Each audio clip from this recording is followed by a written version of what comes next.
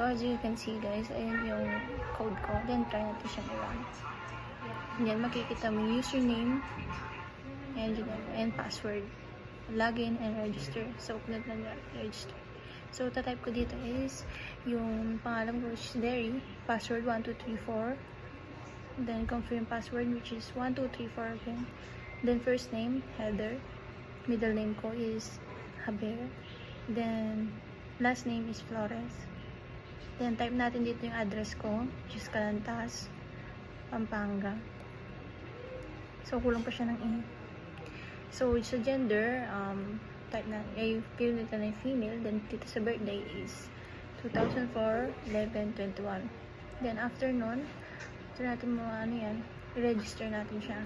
So yan, dito register yung successful. So lalagay natin dyan yung username na nilagay natin kanina, which is Derry.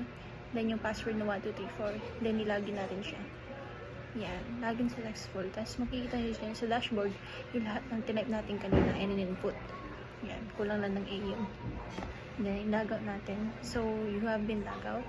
Then yan, next yan is pupunta tayo sa access. Then tingnan natin kung mag-work siya. So sa access, titingnan natin yung users, pipindutin natin siya. Yan, as you can see, lumitaw lahat ng in-input ko dun sa kanina sa Eclipse. So that's it. Ayan, kumpleto naman siya. Kumpleto lahat.